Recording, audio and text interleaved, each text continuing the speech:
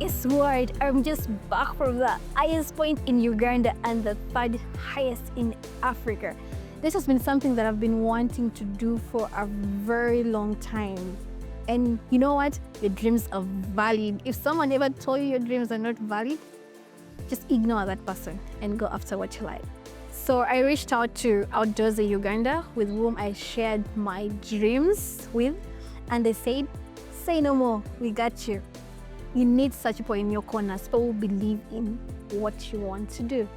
To get here, it has been years of preparation in different perspectives, financially and physical training. Last year, November 2024, Outdoorsy and I had this conversation on how to make this dream valid. We came up with a financial plan and the physical training that started in January 2025. So basically what I've been doing was walking long distance every day, at least minimum of 8 kilometers, maximum of 10 kilometers, which I did after work. And then of course the gym training, which I've been sharing with you previously in our YouTube videos. And the final training I had, which was the most technical training for this journey, was the rock climbing at Clark International University. It was my first time climbing rocks, but you can imagine in my adventure, I would be doing it almost all my days there.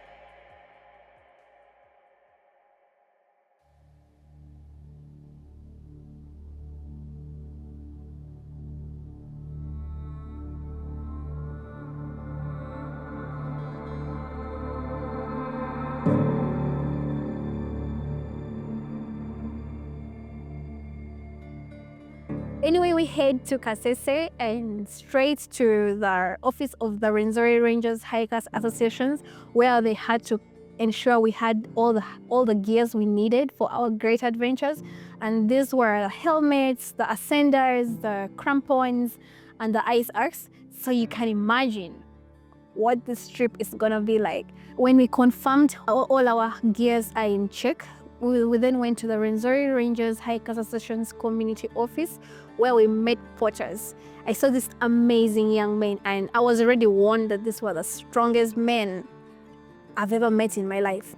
And guess what? I confirmed that these were the strongest men I've seen in Uganda.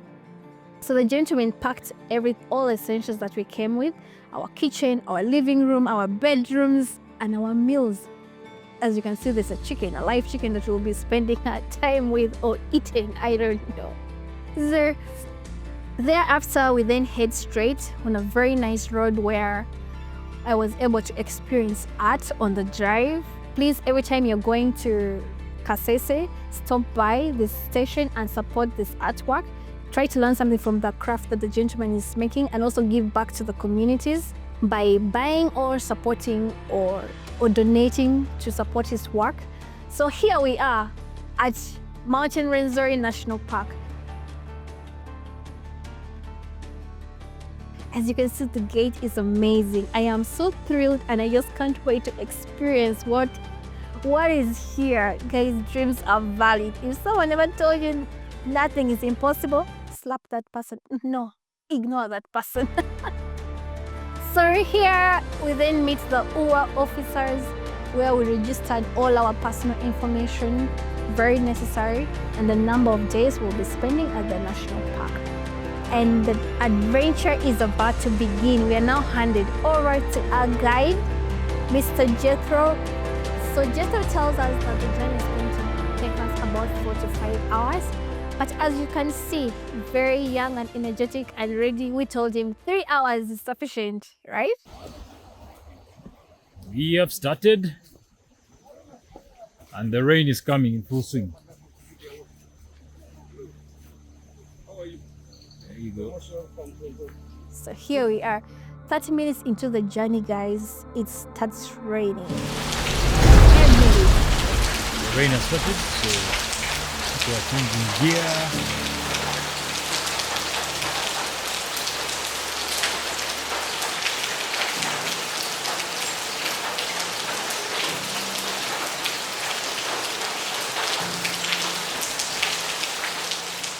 Like they say, when you go on an adventure, there is no bad weather if you're packed right.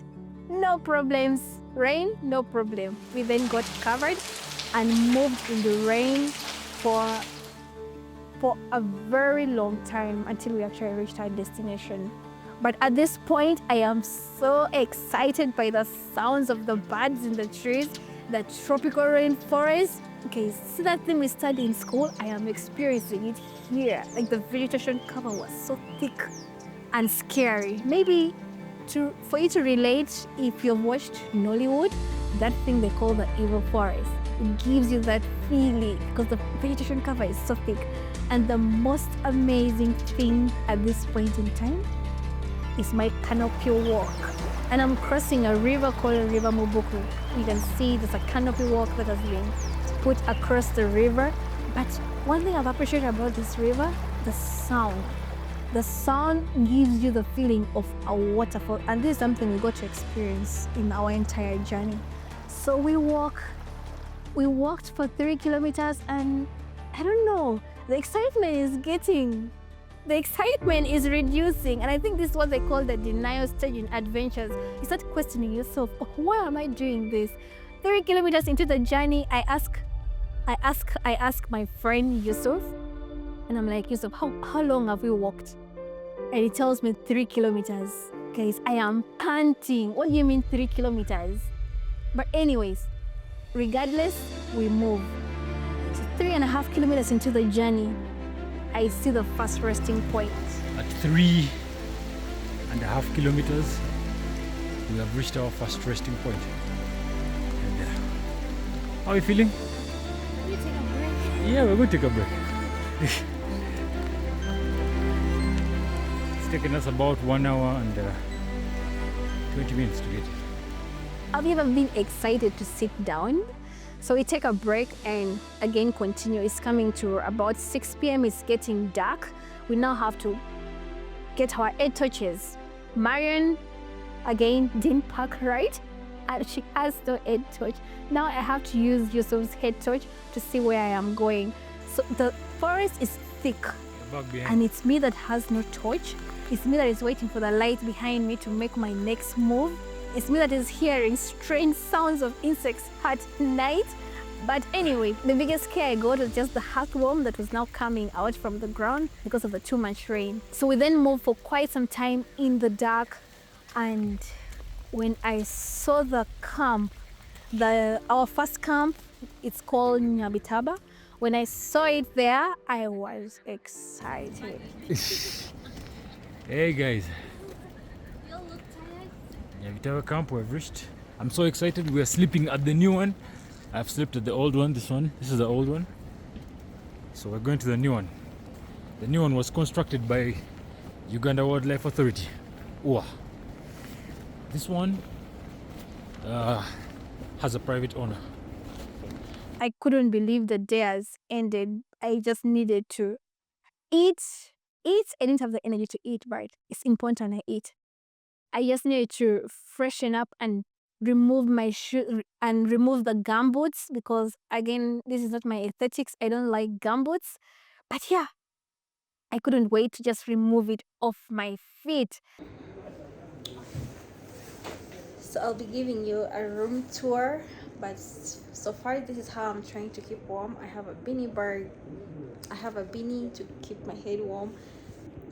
So not all our luggage are here. Some porters are still behind. It's already 9:30 and some porters are still at the back. I'm waiting for my sleeping bag, but I can show you at least so far how I'm trying to keep warm. I still have my gumboots on, the 80s. I still have my gumboots on and had a jacket on top.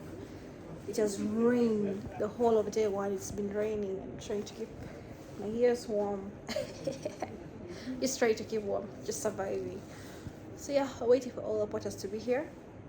Then I can access my sleeping bag and then, sleep. But for now, let me just show you a room tour of how this cottage looks like. This is the cottage. Don't mind the cups, we're trying to have some tea. The chef is already here, but some of his equipment are still with the porters behind. And this is how the bed is. This is the bed, and you still have sleeping bag that you will spend the night on. This is my bag. My sleeping bag is still not here. And this is the bathroom. There is a bathroom, crazy. But I do not recommend showering. It's still under construction. So there's really nothing much. You can't use it. So just do the wipes and have a good night. So we are at Nyabitaba camp. The porters are not here. It's the first time in history the explorers has reached before the hikers. Drum rolls for us, yay! The guide said so. So we are here at the camp and the porters are not there. All my bags, all my heavy clothing are back at the porters. Now I am freezing. And thank God Yusuf has everything in his backpack because he was racking his own bag. I then got some warm clothing to keep myself warm. Yeah, the Slay Queen has been slayed already. Slay Queen is getting the best out of the mountain. Yeah! So now we wait for about 1.5 hours for the porters to arrive. At this point, we're able to access the rooms, and if it were me, I would have just gone to bed. But the chef insisted we needed to eat dinner. Okay, who am I to say no? I don't even know why we have to eat dinner this time. But yes, he fixed us vegetables and some rice. Nice dinner. And here as well, we're sleeping in the night. Trust me, it's the most comfortable thing I've experienced in all these kind of adventures. How we're gonna spend the night, how I'm going to go to bed is just have my very warm clothing on. It's pretty cold now. I'll be having my jackets and long pants and my socks and a sleeping bag. So see you tomorrow in our next adventure. Good night.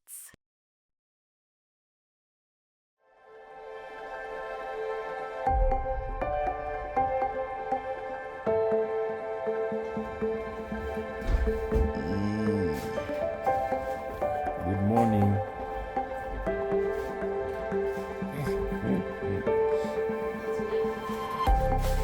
Nice. Hey guys, welcome to day 2 of my journey to the highest point in Uganda and the third highest in Africa. So on this day, we woke up, had a very good shower, my newly invented form of shower. Good morning. Today is day 2 of her hike, and as you can see, I'm glowing because I've taken a bath. Maybe Yusuf.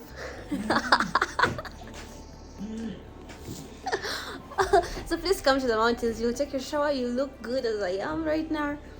And just keep warm. I'm not showering for shit. As well. So to be honest, this is what I use to shower. Let me not lie. The wipe. Oh! So you're lying to me. I was wondering. No, but I told you I wiped. I didn't say I showered. I saw you said you showered. No. No, I saw you said you showered. No, and we had amazing breakfast prepared for us by Chef Richard. And as you can see, we are trying to really buy Uganda and build Uganda. All our breakfasts are made from Uganda. After breakfast, we had a short tour around Nyabitaba camp. I really don't remember what elevation we are at right now.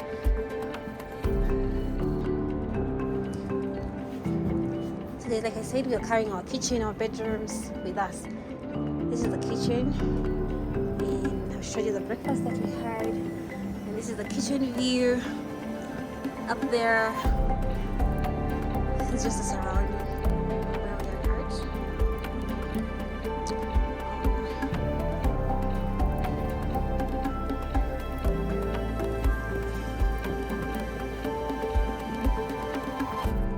Yeah.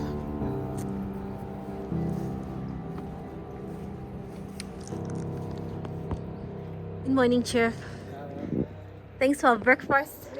It was great. Oh, this is the pipe for water. This pipe takes the water, supplies water all through the cottages in the mountain.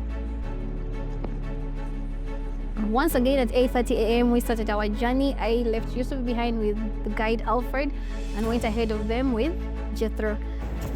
Jethro, for how long are we walking? 6 hours?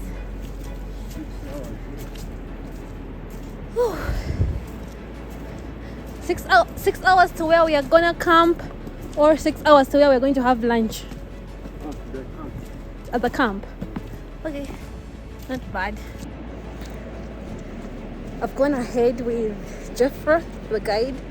Yusuf is behind, and this part is really muddy. I will have to pocket my phone. But let's see. Maybe I can actually manage. I don't know why he walks in the mud when there's a dry. Ooh. Ooh. Ooh. Yeah. Let's do this. And during our journey, we crossed a junction where you have Lake Mahoma, and that pointing towards John Mate Camp. So I'm heading towards John Mate Camp. But if you want to just come and stop right at this point for a nature walk to Lake Mahoma, you can take this junction at this point. So from here, it was amazing journey. I'm not complaining. I'm still having a good time. My body is not paining, and it's my first time experiencing a multiple day mountain, but I'm okay. Interesting. So this is a sign for you to prepare physically so that you don't get complaining on day 2 of your adventure. It was a nice experience walking in the mud. Now, we walked in mud, but the Rwenzori mud is a different kind of vibe, if you know what I'm meaning. If you're arguing with me, please visit Rwenzori and experience the mud walk, which at the Rwenzori, they actually call it the bog walk. That is something that I've learned. We crossed so many streams and walked very small roads that just had water flowing in between. I love the water because the water helps me clear the mud off my gumboots, because the mud makes your gumboots really heavy. We crossed River Mubuku, and the bridge crossing the rivers are my favorite things to walk on. Just gives me like that princess vibe, you know. Yeah, and the mountain is a very nice thing to experience. In about 150 meters, we access the boardwalks, and the boardwalks are my very interesting things to walk on. But now I'm becoming cautious, because at this point I have had my one fall, because the boardwalks are very slippery. So once you're using these boardwalks during your adventures, just ensure you're very firm on the board, because when the board is slippery, there are really steps apart from each other. Make sure you know your steps, how wide you should put your legs, and ensure to be firm, because the boardwalks are slippery, and a fall could just lead you into the swampy like vegetation. At this point, I think the vegetation cover is getting into heather. The boardwalks that you're walking on is being referred to as the lower bigger walk.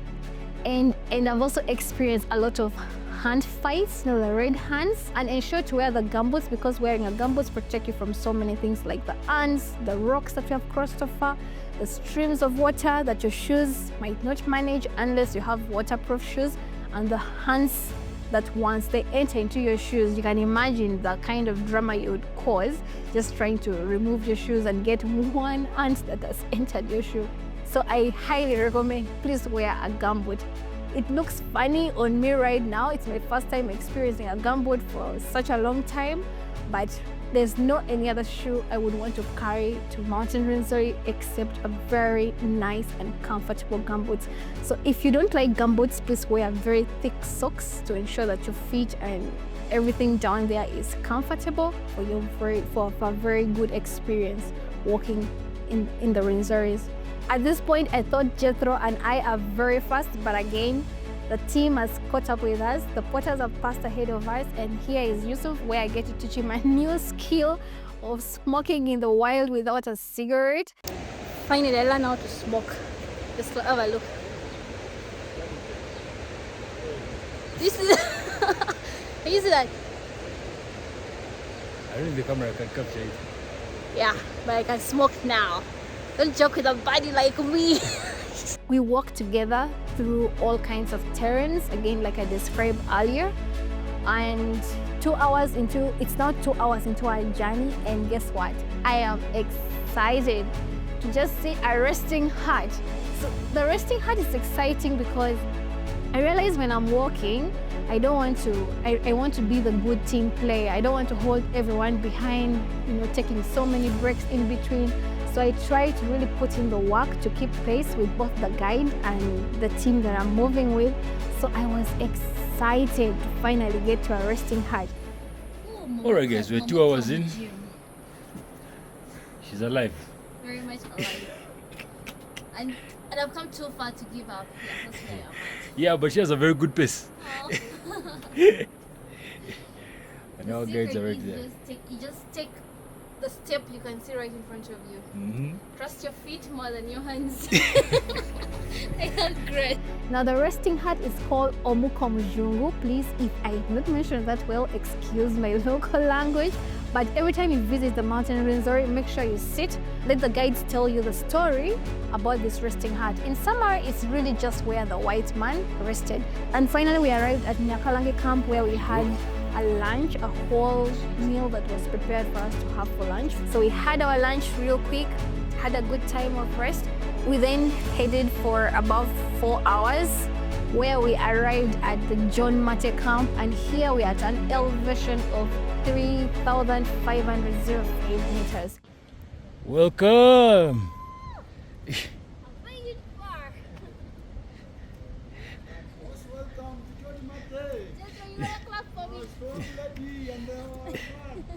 Thank you. We arrived at John Mate at 3:30 p.m. So that was a quick day. It was first a gentle slope and then a short steep climb. We made it here on time. The guides are very impressed. They're very happy with the pace that we are keeping.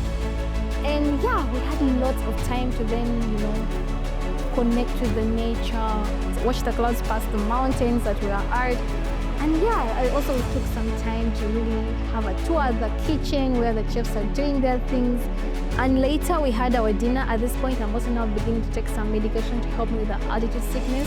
You don't want to experience an altitude sickness during this adventure because you may not make it to the highest point in Uganda.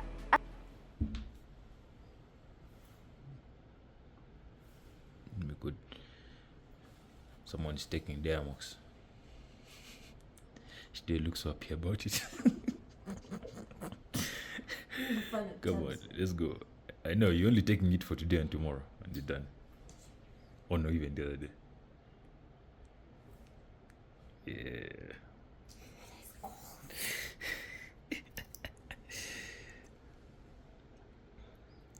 There you go. Altitude prevention.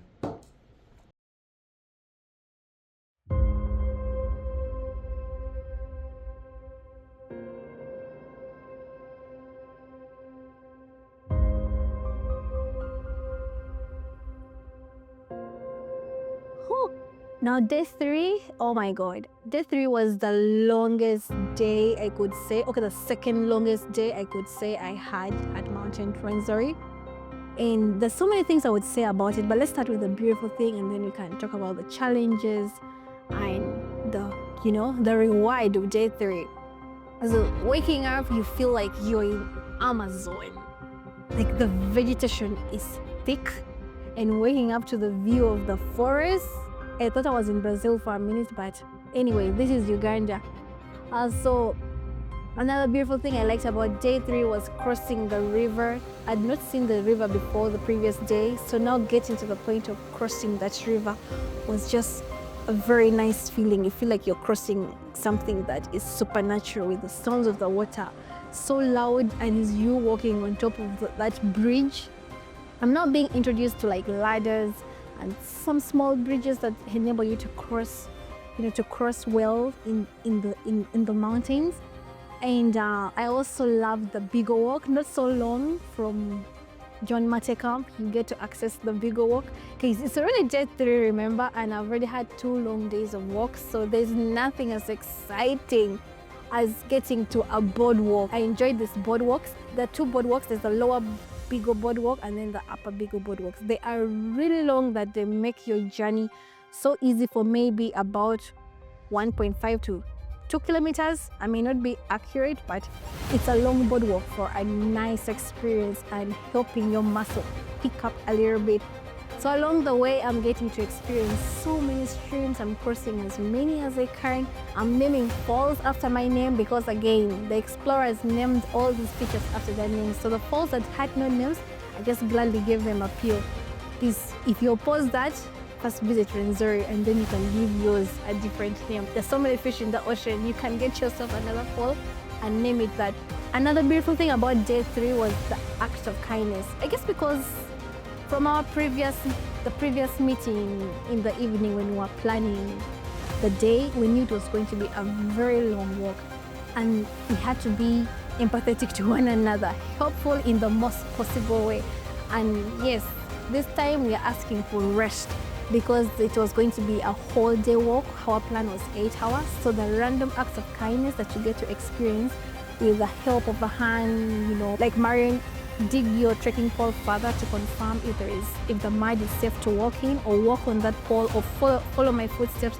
For me, it was just amazing. And again, like we always say, teamwork makes the dream work. Another interesting thing I experienced in day 3 was the beautiful Lake Bujuku. I've been seeing streams. Now, there's a difference between the rivers and the lakes. The rivers are always flowing. Let me take you back a little bit to your social studies or geography classes.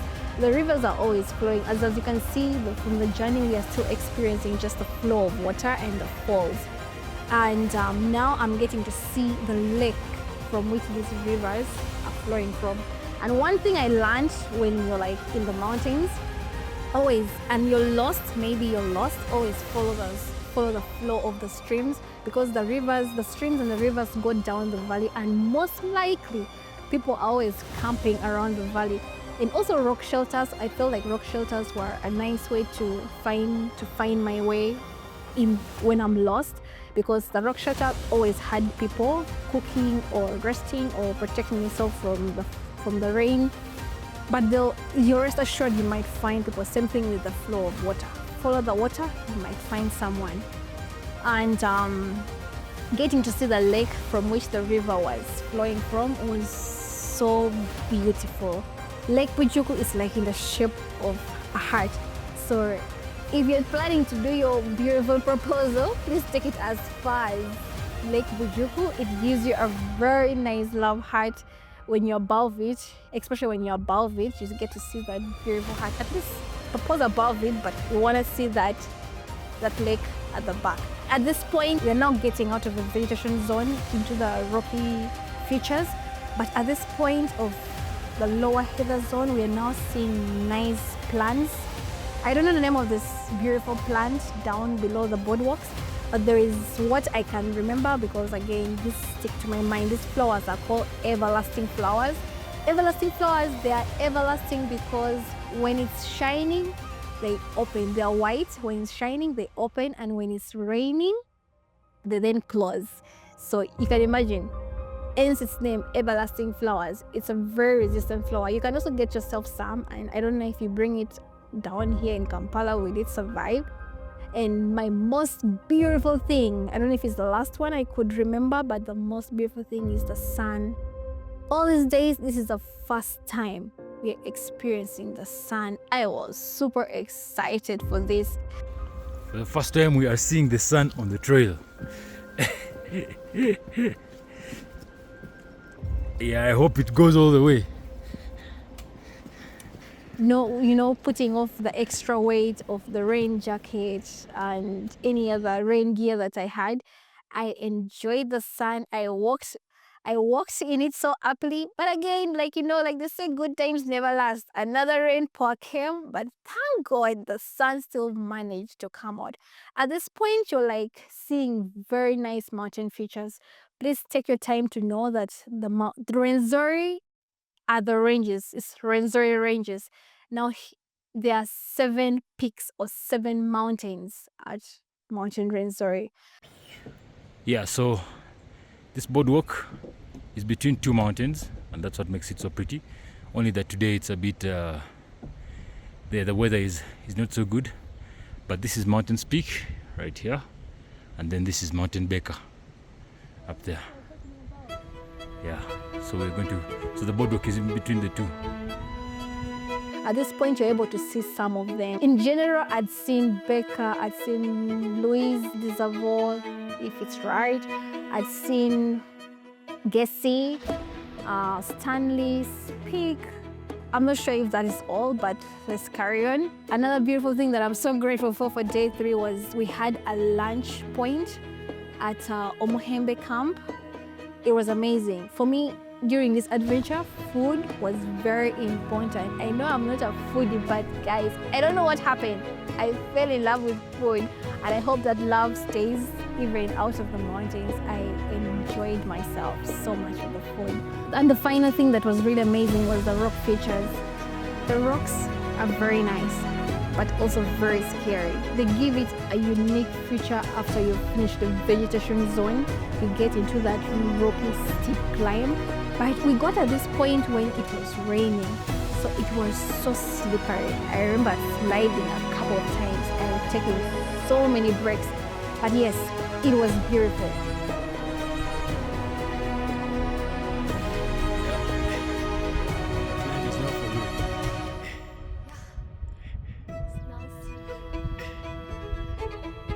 We had 4,434.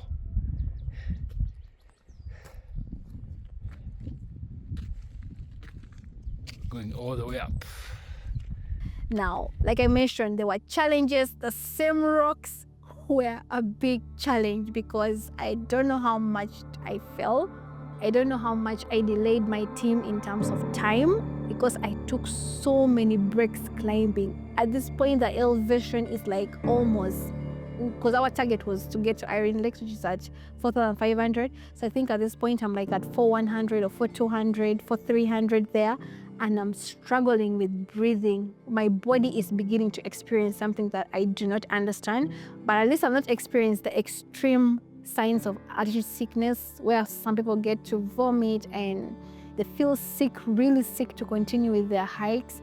And the other challenge is the waters. The waters look so beautiful, but again, the rocks in the water, because you're crossing the streams that have rocks in them. But to know that you're stepping on a firm rock is very hard. Sometimes you step on the rock and they slide, they move, and then sometimes you step on them and then it's you that rather falls.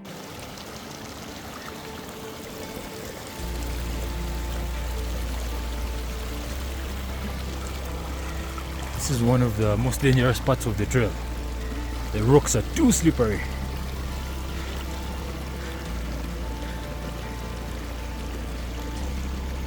Marion has just been a victim to that. So I had 2 falls on the slippery boardwalks. The boardwalks are also slippery on rainy season. Beautiful, yet dangerous. So I had a fall on the boardwalks and on the waterfall. And then I just also fell on the rocks. But the most rewarding thing about making it to Iron Lakes at the elevation of 4,500, I think at this point you've conquered all any other mountains like the Savigno in Kisoro in the western part of Uganda. And yeah, a couple of mountains, Mount Moroto, Mountain Kada, Mountain Napak. The elevation is really not at 4,500. So at this point in time, give yourself some round of applause because again, you've challenged yourself against all these other mountains in Uganda. I'm not saying don't go and visit them. Every trail is very unique. You don't want to miss the fun that Mount Moroto and Mount Napak or any other mountain can give it to you. Another very challenging experience was now the fall. At this elevation, I am shaking. We now do the layering. Right now we are layering. What we're doing is called layering. She's wearing as much as she can so that the coldness doesn't catch her tomorrow. I still feel cold.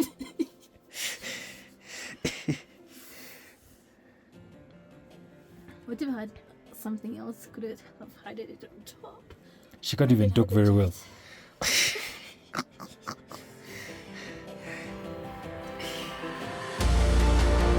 after that you add the jacket. You add the first jacket and then the small jacket.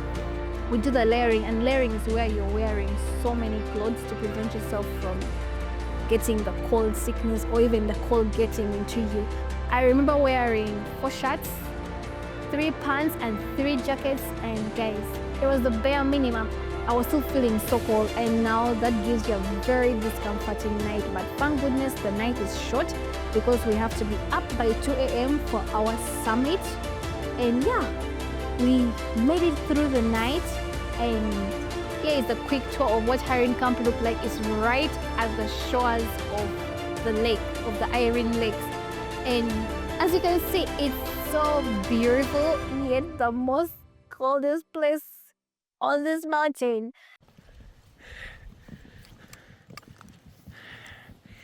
Iron Lake Camp. The lake is here. One of them. This is the kitchen.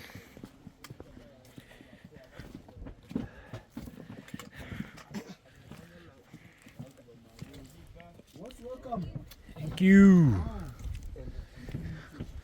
And the tiny toilet.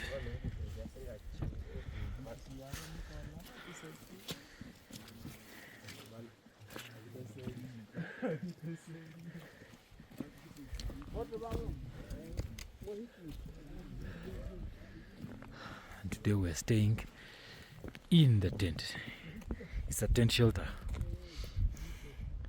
People toilet.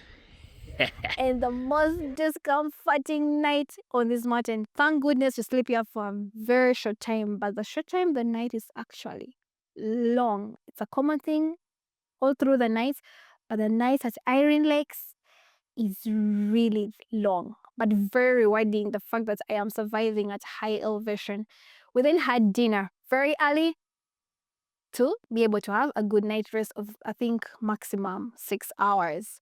So I can't wait to share with you the wonderful experience of my day 4. Day 4 is where we make it to the summit and we start as early as 2 a.m. See ya.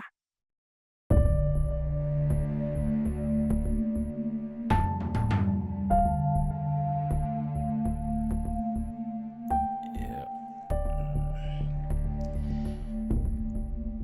Time for the summit push.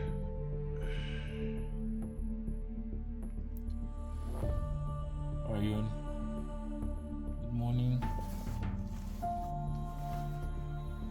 Wake up, wake up, wake up. It's 2. It's 2 a.m. Wake up and let's start preparing.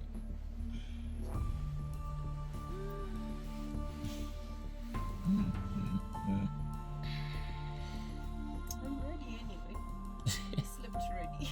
Yeah, but you need to wake up and pack. Ever ready? Yeah, so we're starting our summit push at 3 a.m.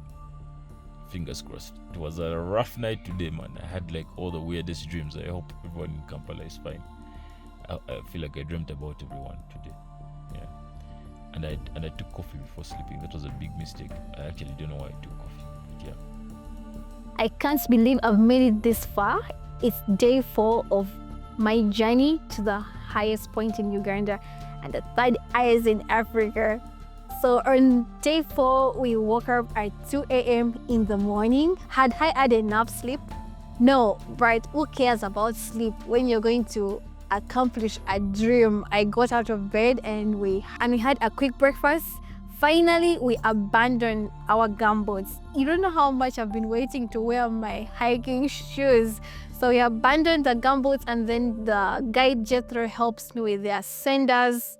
The things we have been carrying for days, finally get to use them. I get to wear my ascenders and also given highest axe and the helmet at this point in time. I've connected a head torch to my helmet to help me with the lighting because we are going to be walking in the dark and everyone will require a head torch to light where they'll be going.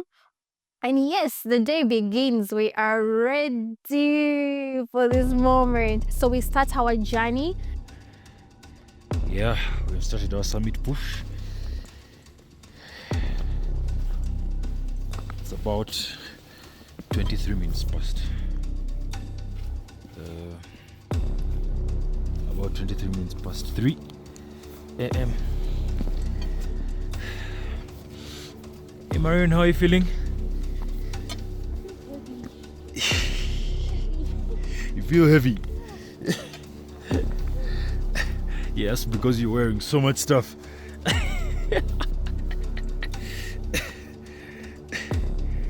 All right, let's do this.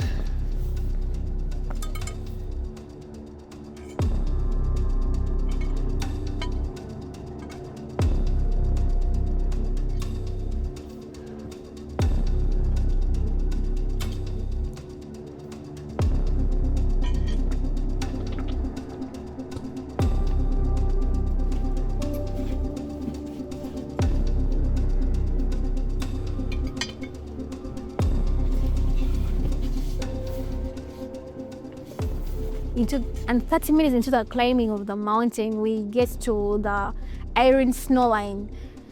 At this point, guys, I was so tired. It's just 30 minutes, but it feels like it was like a whole day too. I am so tired, and we didn't get to take a break at the iron snow line junction. Taking our first break.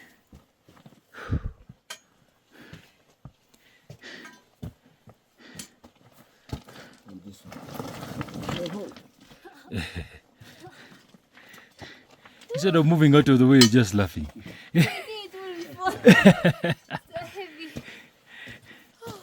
Yeah. I needed this break. How are you feeling? Feeling great. Excited. Looking forward to seeing my first snow. Oh. The girl is going to see her first snow. I'm not complaining.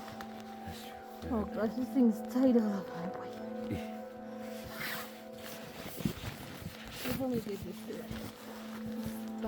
And again, the very rocky, slippery climb starts. We're taking each step at a time, breathing so loudly. In fact, we're using our mouth to inhale and exhale. The body is not okay, but willing to push to the very end. And here is the technical point of the hike. The guide gave me a recap of how I'm supposed to use the ascenders. Your foot mark ahead. Step on that rock, you see that rock? Yes. And you push. Yes. You hold the rope behind you and you push the ascender. Yeah, like that. And then you can continue because it is holding you.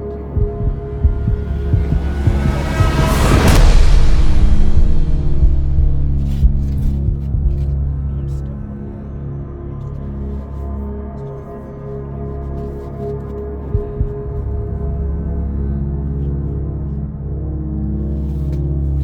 Push the ascender. then step on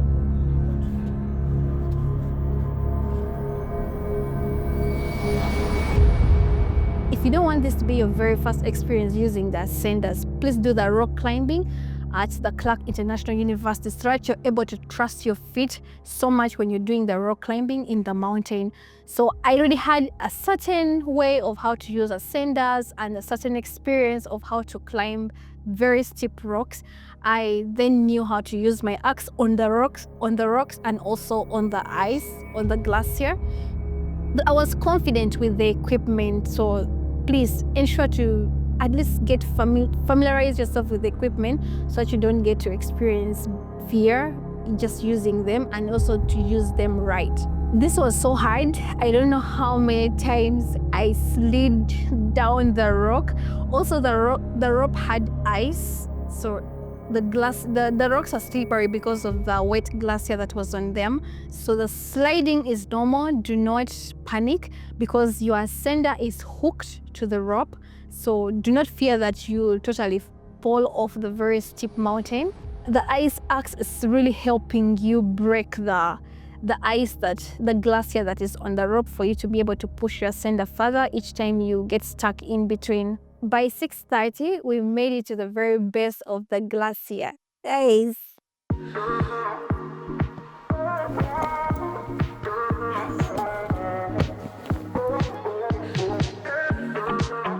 We have made it to the glacier. Yeah.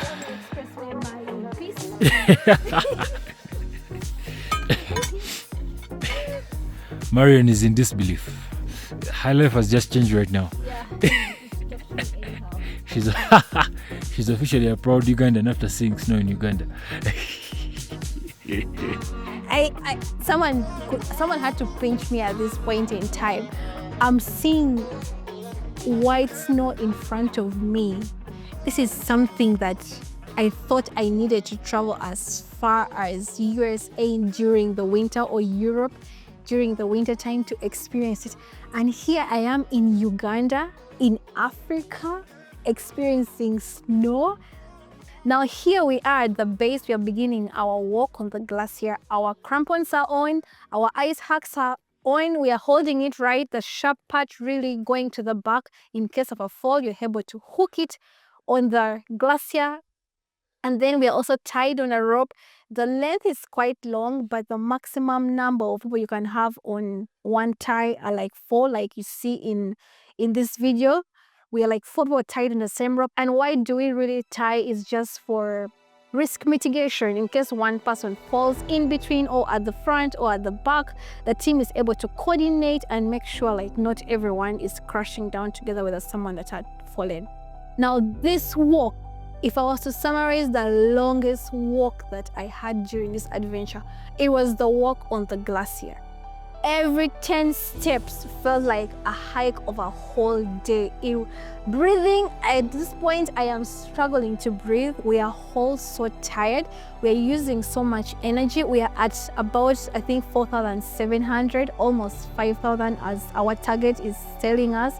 And the energy that you need is a lot, yet your body is beginning to deteriorate. You're struggling with breath, your energy is low, you've utilized all the energy from the breakfast you had in the morning, and you still have a long way to go.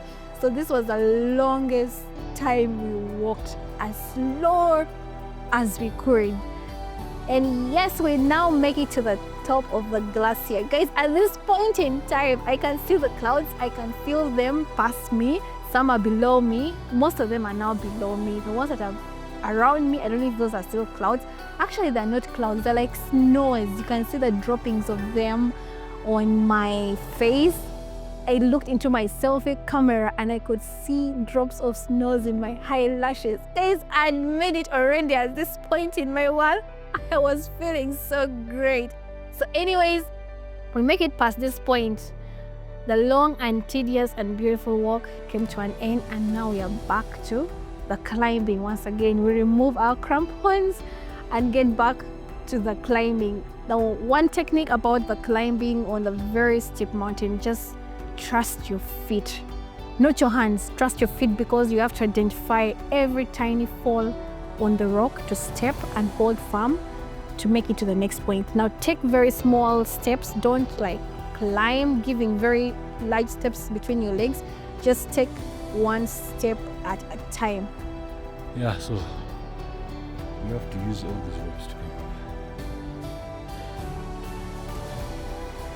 But it takes a ton of energy from you. God. Anyways, I can now see the signage. I am excited. I even told my friends, is that the signage? Then I think I am ready for the next hike at Alexandra. Alexandra is a story for another day. But I can see the signage. I am so excited. I don't know what, I'm excited and confused at the same time.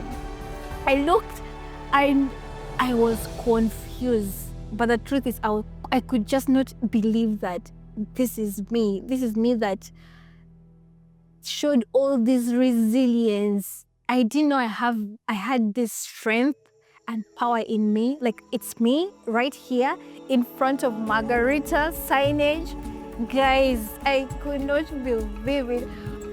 Yeah. Come on, you gotta touch it. You have got to touch it.